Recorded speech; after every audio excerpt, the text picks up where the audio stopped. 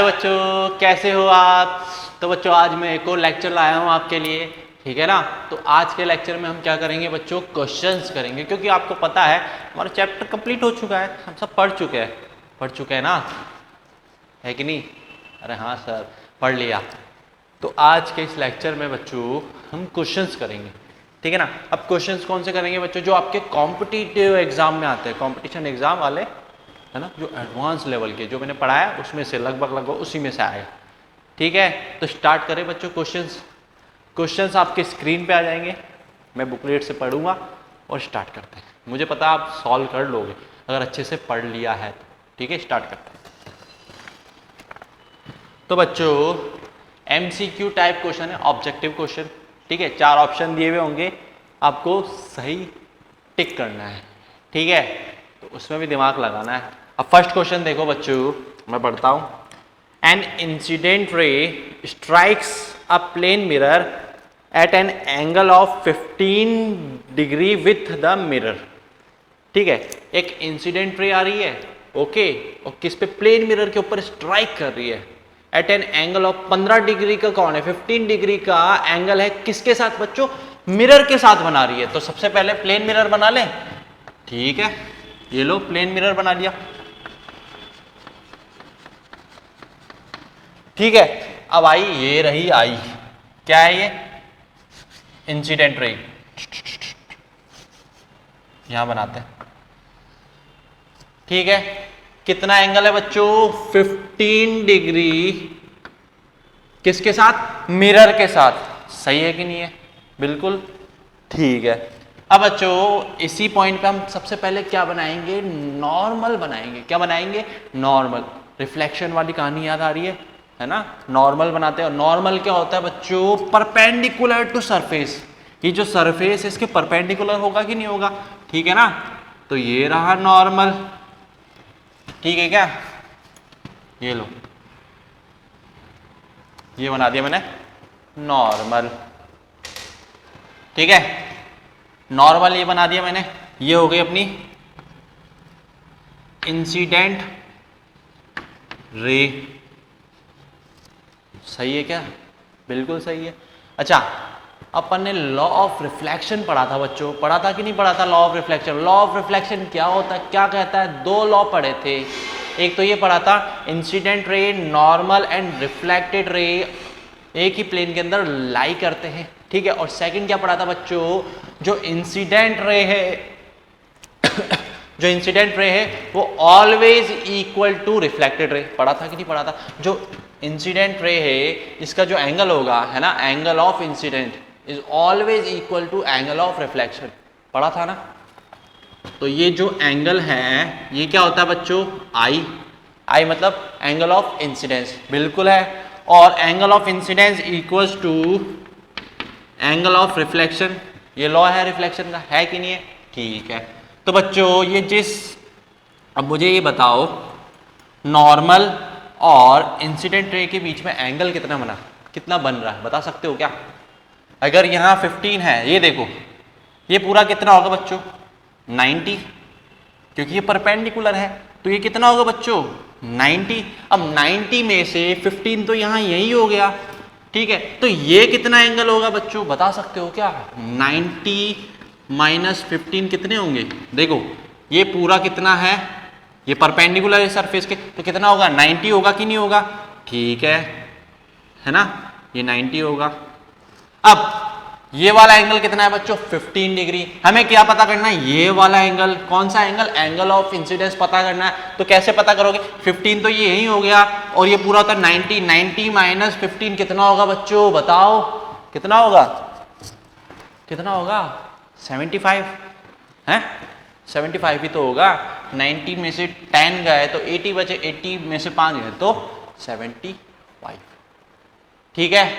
तो ये वाला हो गया बच्चों 75 डिग्री, ये वाला एंगल कौन सा है, ये एंगल ऑफ इंसिडेंस, ठीक है। अब ये रे ऐसे आएगी, यहां से टकरा के बिल्कुल ऐसे जाएगी कि नहीं जाएगी, ठीक है। तो हमें पता है angle of incidence is always equal to angle of reflection. तो ये भी कितना होगा बच्चों, 75 डिग्री, क्योंकि दोनों इक्वल होंगे, है ना। और ये कितना होगा फिर बचा होगा 15 ही होगा, ठीक है, क्योंकि ये भी 90 डिग्री है, तो 75 प्लस 50 90। क्लियर है? ठीक है, अब क्वेश्चन पे आओ बच्चों। क्वेश्चन पूछ क्या रहा है वो देख लेते हैं, अब गर्मी हो रही है। हाँ, the angle between the incident ray and reflected ray. अब ये क्या पूछ रहा है बच्चों? Angle between incident ray and reflected ray. इस रे और इस रे के बीच में कितना एंगल है, मतलब ये पूरा एंगल पूछ रहा है, ये वाला इंसिडेंट रे और रिफ्लेक्टेड रे। ये रिफ्लेक्टेड रे है, ये इंसिडेंट रे है, इन दोनों के बीच में कितना एंगल है ये पूछ रहा है। तो बता सकते हो क्या? 75 यहाँ है, 75 यहाँ है, दोनों को ऐड कर लो पता चल जाएगा। तो 75 प्लस 75 कितना होगा बच्चों? कितना होगा? 150 डिग्री। तो क्या होगा आंसर बच्चों? कौन सा ऑप्शन सही है? ऑप्शन ए नहीं, ऑप्शन बी नहीं, ऑप्शन सी सही है बच्चों, 150 डिग्री। ठीक है, तो ऐसे क्वेश्चंस बच्चों आपके कंपटीशन एग्जाम में आते हैं, तो आपको पता होना चाहिए, इसकी प्रैक्टिस होनी चाहिए। ठीक है, ये समझ में आया? ज़्यादा कुछ हार्ड नहीं था ना, इजी था। ठीक है, इसको नोट कर लो फटाफट, मैं रफ कर रहा हूँ।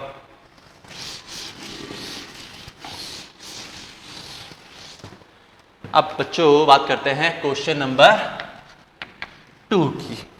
ठीक है, क्वेश्चन पढ़ो फटाफट, लगभग ऐसा ही क्वेश्चन है। क्वेश्चन पढ़ो आप लोग स्क्रीन पे, मैं यहां पढ़ता हूं।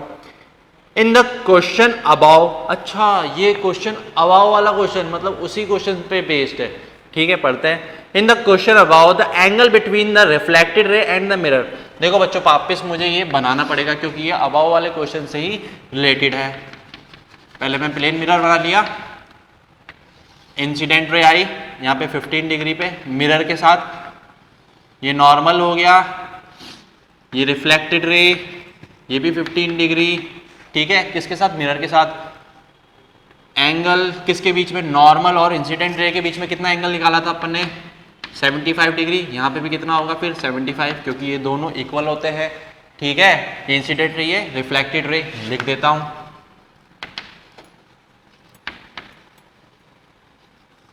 ये रिफ्लेक्टेड रे, ठीक है, और ये प्लेन मिरर। हाँ, अब आगे पढ़ते हैं, क्या क्वेश्चन क्या है। In the question about the angle between the reflected ray and the mirror is. अब क्या पूछा इसने क्वेश्चन बच्चों? एंगल बिटवीन रिफ्लेक्टेड रे, ये रही reflected ray, and the mirror, mirror और रिफ्लेक्टेड रे के बीच में कितना एंगल बन रहा है? ये रहा मिरर, ये रही रिफ्लेक्टेड रे। तो बता सकते हो कितना एंगल है बच्चों? 15 डिग्री का। ये मिरर है, ये रिफ्लेक्टेड है, इसके बीच में कितना एंगल बन रहा है बच्चों? 15 डिग्री का एंगल। एम आई राइट? सही तो बोल रहा हूं, है कि नहीं है? तो कौन सा ऑप्शन सही होगा? Option A. यस, बिल्कुल option A is correct. Okay बच्चों, तो इसका आंसर क्या है बच्चों? इसका आंसर क्या है? ऑप्शन ए 15 डिग्री सही है क्या? क्लियर है? ठीक है, इसको नोट कर लो, इसको नोट कर लो फटाफट, मैं रफ कर देता हूं इसको।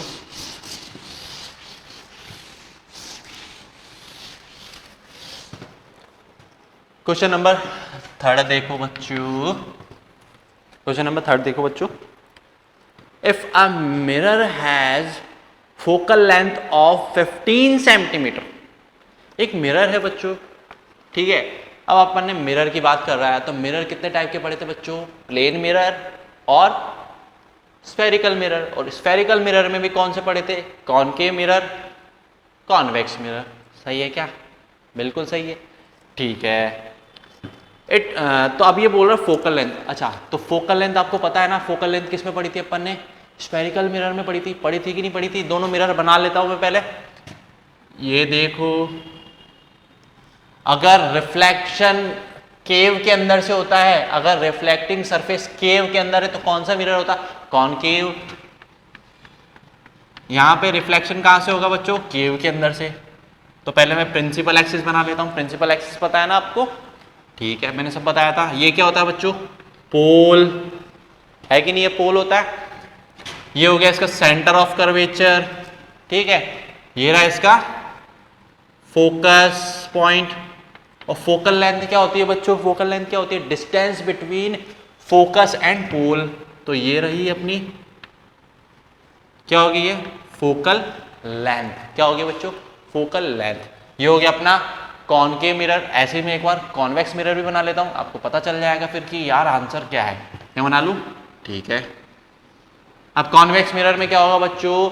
जो रिफ्लेक्टिंग सरफेस है वो बल्ज वाली साइड होगी। ये जो उभरी हुई है ना, वहां होगी रिफ्लेक्टिंग सरफेस। ये एक तरफ से क्या कर दिया? पॉलिश कर दिया इसको।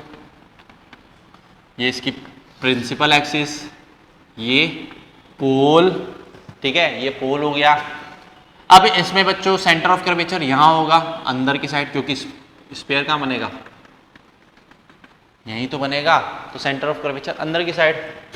यहां पे फोकस कहां होता है बच्चों? Pole and centre of curvature के बीच में प्रिंसिपल एक्सिस पे होता है, ठीक है। और ये फोकल लेंथ। फोकल लेंथ किसके बीच में होती है बच्चों? Distance between pole and focus, ठीक है क्या? बिल्कुल सही है। अब बच्चों क्वेश्चन क्या पूछ रहा है, ध्यान से देखो। क्वेश्चन ये पूछ रहा है, if a mirror has a focal length of 15 centimetre, mirror has focal length of plus 15 centimetre, मतलब प्लस की 15 सेंटीमीटर है। तो बच्चों अब एक चीज बताता हूं, कितनी है? 15 सेंटीमीटर। तो हमें ये बताना है कि it is a convex mirror, concave mirror, plane mirror या नन ऑफ दिस। तो ये जो ये फोकल लेंथ है 15 सेंटीमीटर, तो ये किस मिरर की है? कॉनकेव मिरर की है, कॉन्वेक्स मिरर की है, प्लेन मिरर की है या नन ऑफ दिस। तो बच्चों प्लेन मिरर की तो होगी नहीं, क्योंकि मैंने प्लेन मिरर में आपको फोकस या फोकल लेंथ तो बताई नहीं बताई थी ना। और बच्चों नहीं बताई थी मैंने, ठीक है, मैंने बताई थी इन दोनों की। तो हम इसी की बात करेंगे। अब प्लस 15 सेंटीमीटर कैसे होगी, क्या होगी, मैं बताता हूं आपको। अब एक चीज देखना बच्चों, पोल है, ठीक है, इसके राइट हैंड साइड जितनी भी डिस्टेंस मेजर करते हैं हम पॉजिटिव करते हैं, इसकी लेफ्ट हैंड साइड जितनी भी डिस्टेंस को मेजर करते हैं हम नेगेटिव करते हैं। सेम बात यहीं, right hand side positive, left hand side negative, ठीक है। अब मुझे ये बताओ, यहां की बात करते हैं कॉनकेव मिरर की, फोकल लेंथ कहाँ है? इस साइड से मुझे यहां जाना पड़ रहा है फोकल लेंथ को मेजर करने के लिए, है ना। पोल से मैंने क्या बोला था, जितनी भी डिस्टेंस होती है कहां से मेजर करते हैं? पोल से मेजर करते हैं, ठीक है।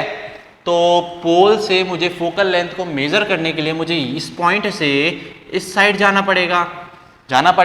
तो मुझे कहां जाना पड़ रहा है बच्चों? Left hand side. और लेफ्ट हैंड साइड क्या बोला मैंने? नेगेटिव लेते हैं। तो क्या ये यहां तो 15 क्या है? पॉजिटिव है, मतलब ये तो नहीं है ना। अब यहां आते हैं, अब यहाँ देखो फोकल लेंथ मेजर करने के लिए मुझे इस पॉइंट से यहाँ तक जाना पड़ेगा ना, क्योंकि पोल और फोकस के बीच की दूरी होती है फोकल लेंथ। तो मैं यहाँ जाऊँगा, चलो यहाँ तक। अब देखो ये जो है पॉजिटिव है, राइट हैंड साइड हमेशा क्या होती है बच्चों? पॉजिटिव मेजर करते हैं, तो हमें पॉजिटिव ही दिया हुआ है। तो मतलब जो मिरर है वो कौन सा मिरर होगा बच्चों?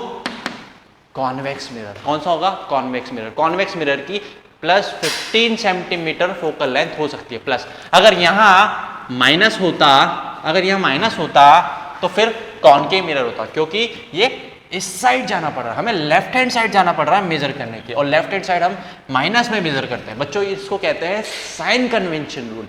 ये भी आपकी क्लास में नहीं है, फिर भी मैंने बता दिया कि साइन कन्वेंशन रूल क्या होता है, ठीक है। पोल से अगर आप राइट हैंड साइड मेजर करोगे तो पॉजिटिव लोगे, पोल से लेफ्ट हैंड साइड मेजर करोगे तो नेगेटिव। सेम बात इसी में भी है, ठीक है, समझ में आया। तो इसका बच्चों करेक्ट आंसर कौन सा है? ये वाला मिरर होगा। और ये मिरर कौन सा बच्चों? Convex mirror. तो करेक्ट आंसर कौन सा है बच्चों? Option number A, convex mirror, ठीक है क्या? समझ में आई मेरी बात? रफ करता हूं इसको।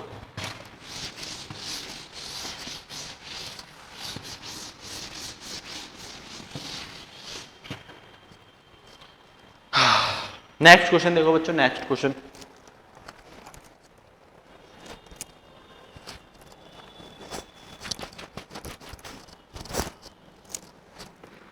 हाँ, नेक्स्ट क्वेश्चन देखो बच्चों।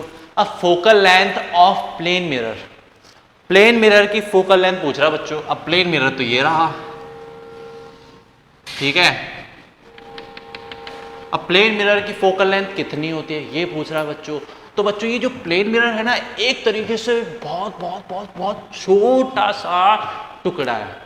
किसका? एक मिरर का। ये बहुत जो प्लेन मिरर बहुत बड़ा मिरर होता है। इसका भी बच्चों क्या बनेगा? एक तरीके से स्फेयर ही बनेगा। इसका भी एक क्या होगा बच्चों?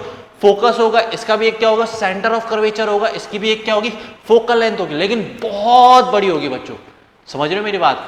तो आप इसका आंसर दे सकते हो। प्लेन मिरर की जो फोकल लेंथ होती है बच्चों, क्या होती है बच्चों? Focal length positive, negative, zero या इन्फिनिटी? बच्चों इन्फिनिटी होती है। कितनी?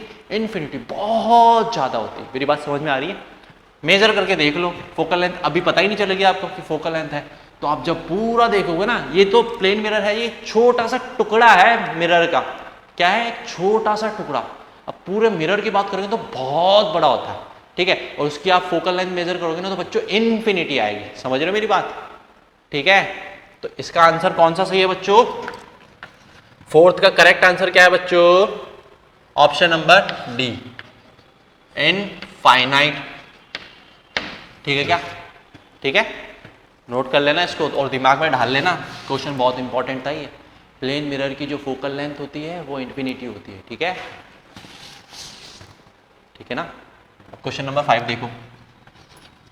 क्वेश्चन नंबर 5,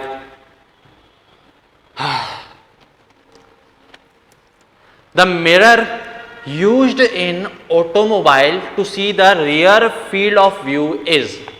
बच्चों जो ऑटोमोबाइल की बात कर रहे हैं, जैसे बस हो गई या कार हो गई, ठीक है। अब कार में आपने देखा होगा, कार है ये, ऐसे चलाते कार, ठीक है। एक मिरर लगा हुआ रहता है ऐसे बीच में, लगा हुआ रहता है कि नहीं लगा हुआ रहता है? बीच में ऐसे ऊपर की तरफ देखते, उसमें क्या दिखता है? पीछे, पीछे क्या दिखता है? पीछे से गाड़ी आ रही है नहीं आ रही है, ठीक है, दिखता है ना। तो ये जो रियर व्यू मिरर है ना बच्चों, हाँ, रियर फील्ड ऑफ व्यू, ये यही वाला मिरर है, ये ऐसा होता है, ठीक है। तो ये जो मिरर है ये कौन सा मिरर है ये पूछना चाह रहा है ये, ठीक है ना। ये मिरर जो है ना ये कौन सा मिरर है? कॉनकेव मिरर है, कॉन्वेक्स मिरर है, प्लेन मिरर है, या कौन सा मिरर है? बता सकते हो क्या आप? अब मुझे एक बात बताओ, अगर ये प्लेन मिरर होता तो प्लेन मिरर के अंदर मैंने एक बात बताई थी, जो प्लेन मिरर है वो इमेज जो बनाता है ऑब्जेक्ट के सेम साइज की बनाता है, सही है क्या?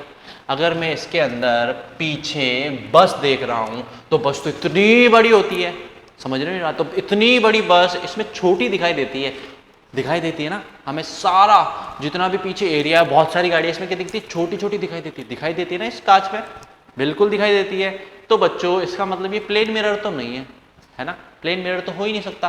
प्लेन मिरर तो वही बात आ गई, प्लेन मिरर क्या है बच्चों? ऑब्जेक्ट की सेम साइज की इमेज बनाता है, पर यहाँ तो ऑब्जेक्ट की से छोटी बन रही इमेज, ठीक है। तो ये प्लेन मिरर नहीं है बच्चों, ठीक है। अब बात करते हैं कॉनकेव मिरर है या कॉन्वेक्स मिरर है। तो मैं बना लेता हूँ एक बार, तो आपको समझ में भी आ जाएगा। ये हो गया कॉनकेव मिरर,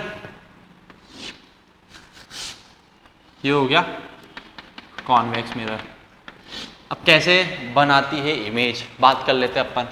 ये रही बस, सपोज दैट इसके अंदर मैं बस देख रहा हूँ, पीछे से बस आ रही है, मुझे दिख रही है इसमें छोटी सी। हमें पता करना है यार ये मिरर है कौन सा, ठीक है। मैंने बस बना ली, ठीक है।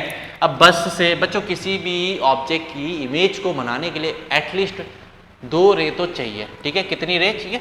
कम से कम 2। ये हो गया सेंटर ऑफ कर्वेचर, ये हो गया फोकस, ठीक है। अब एक रे आई।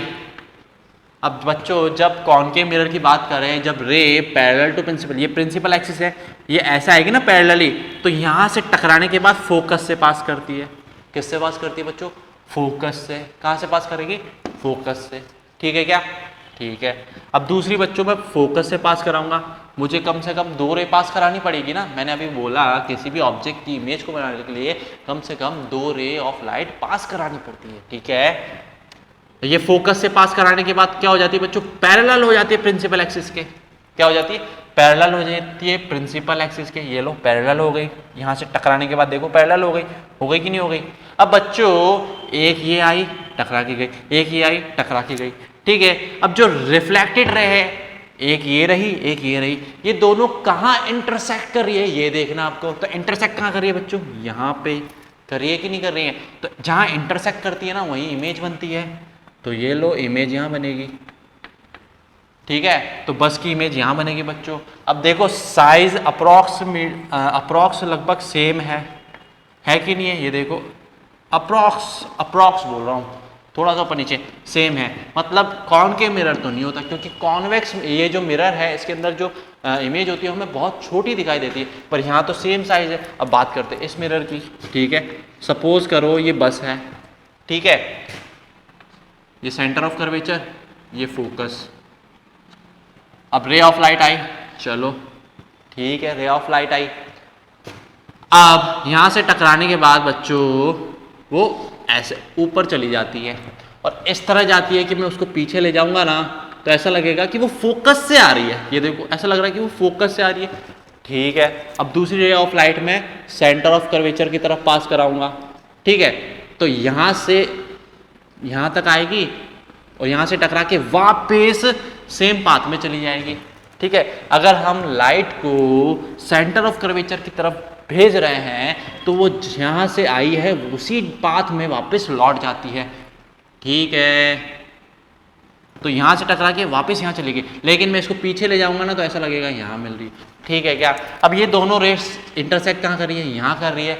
अब देखो इमेज यहां बनेगी ना, जहां बच्चों जो रे है वो इंटरसेक्ट करती है वहीं इमेज बनती है। अब आप बोलोगे सर ये वाली रे का क्या हुआ, तो ये देखो ध्यान से, ये यहाँ से टकरा के वापस यहाँ चली, ये यहाँ से टकरा के यहाँ चली गई। अब ये दोनों डाइवर्ज हो रही है, डाइवर्ज हो रही है तो क्या मिलेगी क्या कहीं। मैंने बताया था आपको जब वो एक्चुअल में मीट नहीं करती लेकिन हम उनको मीट कराते हैं तो हमें लग रहा है जो इमेज है वो यहाँ बन रही है ना, अपीयर्स हो रहा है कि इमेज यहाँ बन रही है। अब देखो ये छोटी है ये बड़ी है, तो बच्चों अब यहाँ से ये पता चलता है कि यही मिरर है वो जो क्या देता है, छोटी इमेज देता है और सीधी इमेज देता है और वर्चुअल इमेज देता है। तो ये कौन सा मिरर होगा बच्चों, कॉन्वेक्स मिरर होगा, क्योंकि जो बस है वो बहुत बड़ी है और मिरर के अंदर हमें क्या दिखाई देती है, छोटी दिखाई देती है। वही सेम बात, ये देखो कितनी बड़ी थी, इसके अंदर देखो कितनी छोटी दिखाई दे रही है ना। तो कौन सा मिरर है बच्चों, कॉन्वेक्स मिरर यूज में लेते हैं किसके अंदर, ऑटोमोबाइल के अंदर। ऑटोमोबाइल मतलब गाड़ी के अंदर। ये वाला कांच हो गया, ये जो साइड में मिरर लगे हुए होते हैं ना, गाड़ी के कांच होते हैं ना, बाइक में भी होते हैं और कार में भी होते हैं, दो साइड के अंदर, उसके अंदर भी बच्चों यही वाला कॉन्वेक्स मिरर यूज करते हैं। ठीक है, तो इसका राइट आंसर कौन सा बच्चों, राइट आंसर कौन सा बच्चों, बी, कॉन्वेक्स मिरर। तो ये बात आपको पता होनी चाहिए कि जो ऑटोमोबाइल है, गाड़ियां है, उसके अंदर जो अपन पीछे देखते हैं रियर फील्ड को देखते हैं ना, उसमें कौन सा मिरर यूज होता है, कॉन्वेक्स मिरर। ठीक है, इसको नोट कर लो। A mirror having a wide field of view must be, mirror है having a very wide field of view, मतलब एक ऐसा मिरर जिसमें हम बहुत ही बड़ा वाइल्ड है ना, बहुत बड़ा वाला वाइड फील्ड देख सकते हैं, एक ही मिरर के अंदर बहुत बड़ी जगह देख सकते हैं। वो कौन सा मिरर हो सकता है, वो कौन सा मिरर होना चाहिए। अभी मैंने बताया जो कार के अंदर जो मिरर लगा हुआ रहता है, हमें इतनी पीछे कितनी बड़ी बड़ी बसें होती है, बड़ी बड़ी गाड़ियां होती है, हमें कितनी छोटी, इतने छोटे से मिरर के अंदर इतना सारा दिख जाता है कि नहीं दिख जाता। तो इसी मिरर की बात कर रहे हैं, ऐसा मिरर जिसके अंदर बहुत बड़ा एरिया कवर हो जाता है। कौन सा मिरर होता है बच्चों, अभी बताया था कौन सा, कॉन्वेक्स मिरर, है कि नहीं है। तो इसका राइट आंसर क्या होगा बच्चों, option number B, convex mirror. ठीक है, तो ये जो the mirror used in a mirror having a very wide field of view must be convex mirror, है ना, क्योंकि इसका जो फील्ड ऑफ व्यू होता है बहुत ही वाइड होता है। इसमें हम इतने छोटे से मिरर के अंदर कितनी सारी चीजें देख लेते हैं ना, बहुत सारी चीजें, बहुत सारी, है ना, क्योंकि इसका जो फील्ड ऑफ व्यू है बहुत वाइड है, फैला हुआ है। ठीक है, समझ में आई, वेरी गुड। तो ऐसे दिमाग लगाने वाले क्वेश्चन है कंपटीशन एग्जाम में, ऐसे ही नहीं आते छोटे मोटे क्वेश्चन। ठीक है, ठीक है। अब नेक्स्ट क्वेश्चन देखो बच्चों, 7th number question.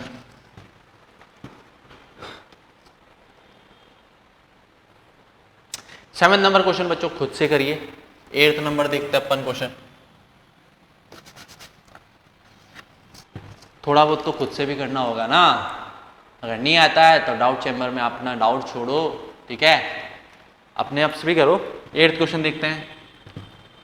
In order to have very wide view of you the mirror used in car. अब वही वाला क्वेश्चन वापस पूछ लिया। अब जो मिरर के अंदर वेरी वाइड व्यू देखने के लिए कौन सा मिरर यूज में लेते हैं? अरे ये तो अब बता दोगे आप, कॉन्वेक्स मिरर। तो इसका बताना तो जरूरी नहीं है, लेकिन मैं बता देता हूँ, इसका ये आंसर सही है, कॉन्वेक्स मिरर। तो ये भी कर लोगे खुद ही, ठीक है। 9th क्वेश्चन आप खुद से करना, लेकिन मैं बता देता हूँ, मुझे लगता है कि आप नहीं कर पाओगे।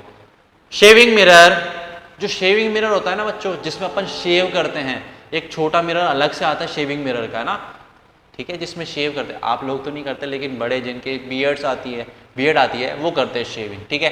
तो उनका मिरर अलग आता है बच्चों। तो उसमें क्या होता है, जो अपनी जो बियर्ड है उसमें थोड़ी क्या दिखती है, बड़ी दिखाई देती है। क्या दिखाई देती है? बड़ी दिखाई देती है। तो इसमें बच्चों कौन सा मिरर यूज में लेते हैं बच्चों? कॉनकेव मिरर यूज में लेते हैं। क्या लेते हैं? Concave mirror. कैसे, मैं बताता हूँ आपको। 9th क्वेश्चन है, ये देखो कॉनकेव मिरर है कि नहीं है?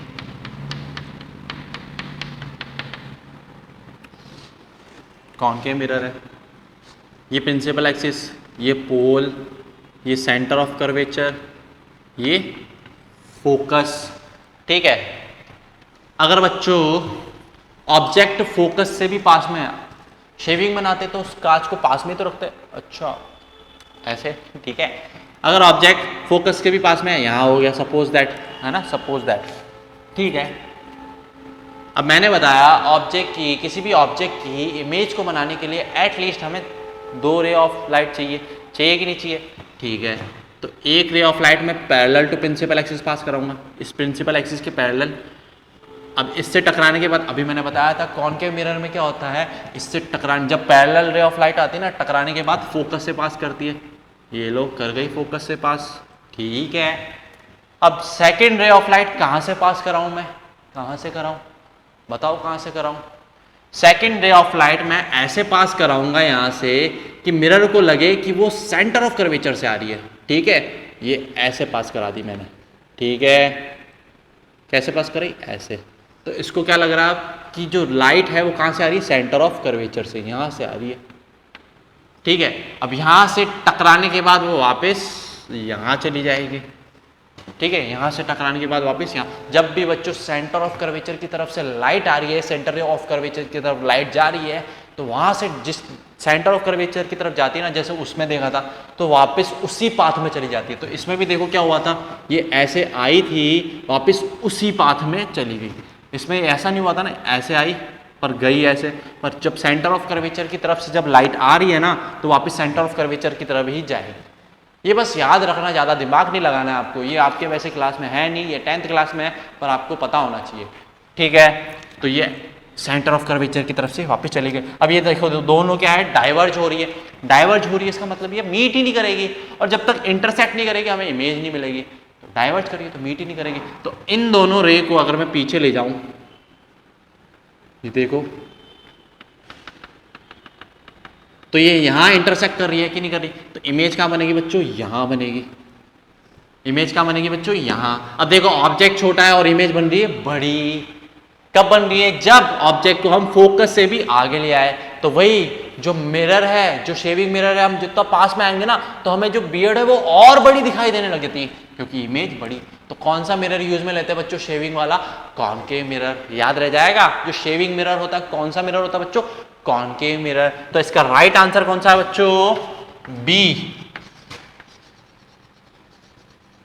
कॉनकेव मिरर, ठीक है। ऑप्शन नंबर बी नोट कर लो।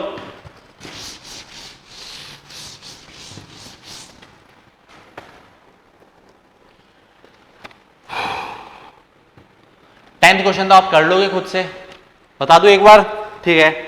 The law of reflection are true for the plane mirror only, the concave mirror only, the convex mirror only, all reflecting surface. मुझे एक बात बताओ, जो लॉ ऑफ रिफ्लेक्शन है वो किसके लिए एप्लीकेबल है या किसके लिए काम करता है? बताओ मुझे। तो सबके लिए काम करेगा ना, जहां से रिफ्लेक्शन होगा उसके लिए काम करेगा। तो रिफ्लेक्शन तो प्लेन मिरर से भी होगा, कॉन्वेक्स मिरर से भी होगा, कॉनकेव मिरर से भी होगा।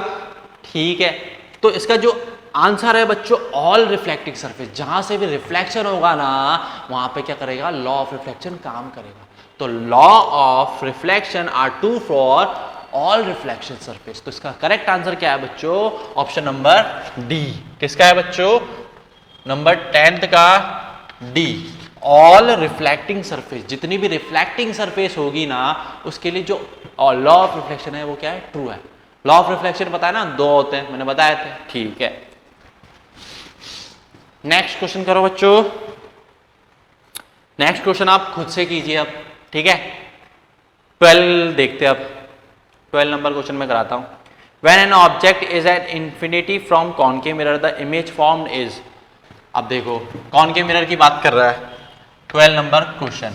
किसकी बात कर रहा है, कॉनकेव मिरर की। ये लो बना दिया कॉनकेव मिरर। सबसे पहले प्रिंसिपल एक्सिस खींच दी, ये पोल हो गया, ये सेंटर ऑफ कर्वेचर हो गया, ये फोकस। ठीक है, अब क्या पूछ रहा है ये देखो जरा। When an object is at infinity from the concave mirror, एक ऑब्जेक्ट है कॉनकेव मिरर से इंफिनिटी पे है, ये रहा इंफिनिटी। ठीक है, तो इंफिनिटी पे है।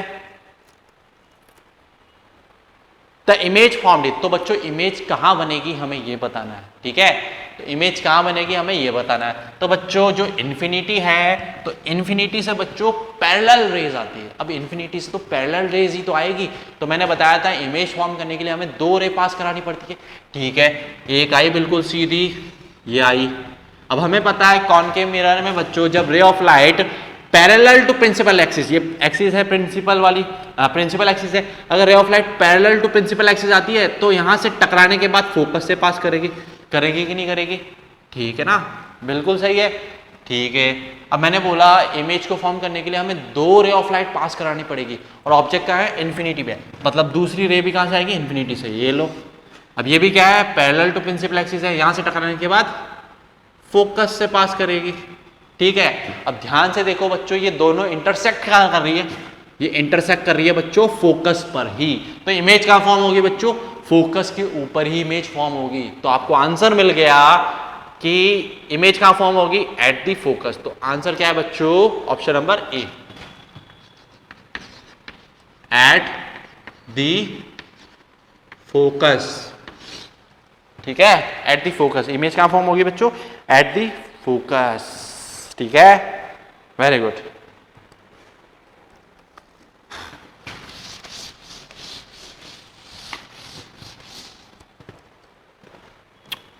अब बच्चों क्वेश्चन नंबर 13 देखो। Question number 13, which of the following रे डायग्राम इज नॉट करेक्ट। बच्चों 4 डायग्राम दिए हुए हैं, इनमें से हमें ये बताना है कि कौन सा रे डायग्राम गलत है ना, कौन सा रे डायग्राम सही नहीं है। तो देखो अब मैंने इतने सारे रे डायग्राम बनाए तो आपको कुछ ना कुछ तो पता चला होगा कि हाँ ऐसा होता है। ठीक है, अब फर्स्ट रे डायग्राम देखो बच्चों, फर्स्ट रे डायग्राम देखो, ये बना हुआ है,